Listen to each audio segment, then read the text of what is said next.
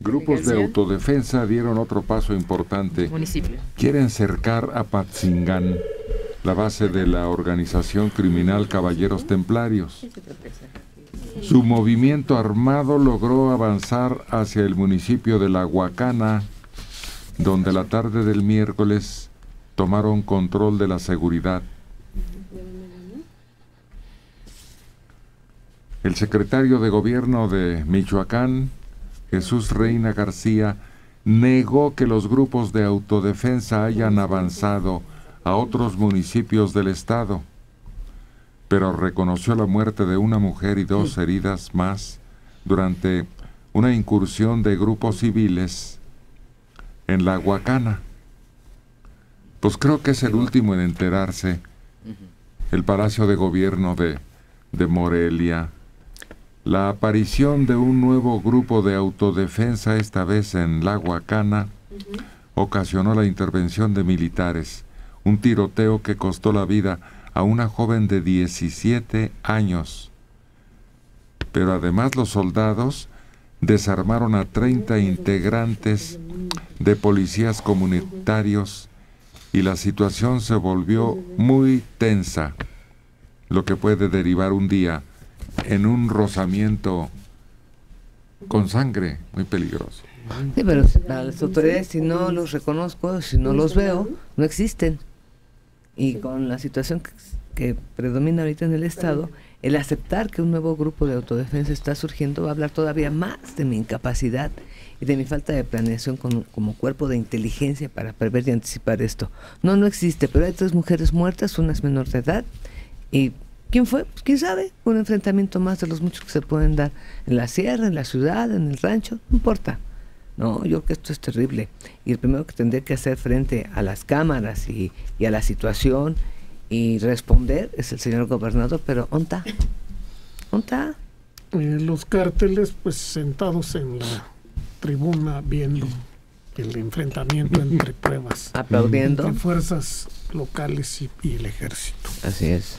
Cuando originalmente los que se sentaban en las gradas era el ejército y la policía estatal municipal para ver cómo los grupos peleaban entre sí por la plaza, por el control o por la venta de la droga. Ahora es al revés. Ahora estos grupos delincuenciales son los que están en las gradas viendo cómo los grupos de autodefensa surgen como héroes para rescatar al pueblo y se enfrentan a los soldados. ¿Qué es eso? Es absurdo. Que te vas sobre una información. Bueno, es que nosotros trabajamos las 24 horas del día, ¿no? Alguien me decía. ¿De veras? Pues sí, pues qué remedio. De repente escuchas reportes de última hora y de inmediato concentras tu atención. La muerte de Jesús Gutiérrez Rebollo, que fuera el zar antidrogas de México y que fue a dar a la cárcel por narcotráfico. Murió en el hospital militar a las 4:47 de la tarde de ayer. No, perdón, a las 2:47. Perdón, a las 2:47. Complicaciones de cáncer e insuficiencia respiratoria.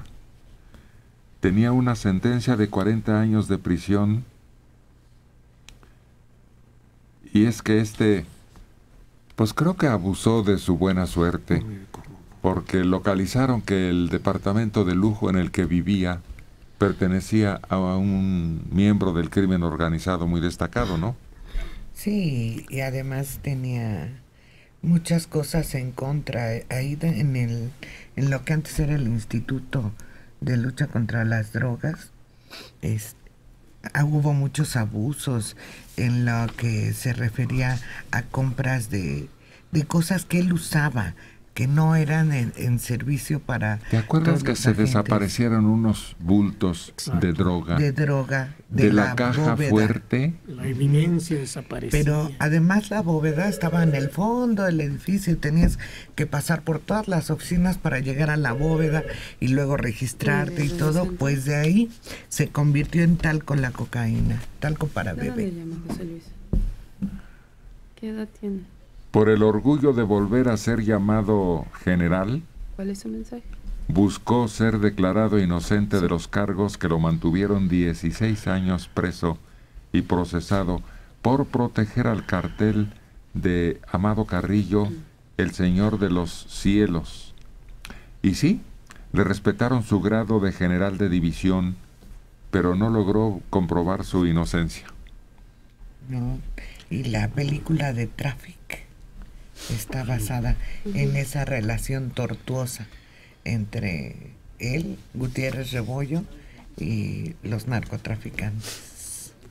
Pues creo que fue la caída más sorprendente de un militar de alto rango, porque ya después viene aquella sospecha que tuvieron sobre algunos militares que tardaron en reconocer su inocencia y luego se alegó que ellos habían sido puestos bajo sospecha por intereses de relaciones militares. Sí, pero el causante de todo esto finalmente es Gutiérrez Rebollo. Gutiérrez Rebollo lleva a Estados Unidos a la convicción de que el ejército mexicano colabora abiertamente con la droga, cosa que no es cierto.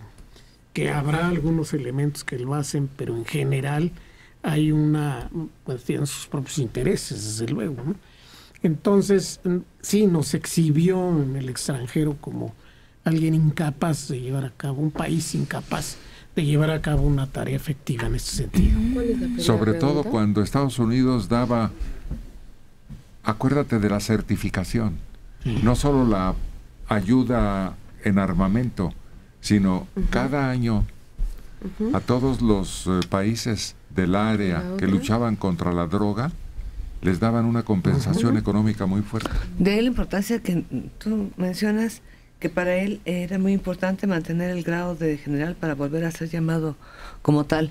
No, yo creo que a él le interesaba el mantener este rango por una cuestión económica y hasta cierto punto de protección, pero creo que fue un grave error el que se lo permitieran, por lo que menciona Mario. Un general del ejército es un corrupto, protegió a uno de los grupos más fuertes, vivía de la corrupción, vivía de manera escandalosa por la comodidad y por el lujo. No, yo creo que aquí lo primero que hay que hacer es quitarle el rango. Finalmente, bueno, pues ya se murió el hombre. Pero creo que ese fue un grave error. No es el primero. Yo quisiera pensar que es el último, pero lamentablemente no va a ser así. No es el primer militar de rango que se ve involucrado en esto. Durante años, en la época de Lola la Chata, hubo algo muy parecido, muy similar. Pero es el abuso que yo del recuerdo poder. Otro general es Mariles. Así es. ¿Sí? Que aprovechando su popularidad y su rango y la inmunidad que les da se aprovechan y son muy vulnerables a ser envueltos por el canto de los dólares y del narcotráfico. Y ahí es en donde se clavan. En el caso de este señor, yo también coincido con que es a partir de Rebollo que viene toda la debacle con los militares y que de eso se valieron.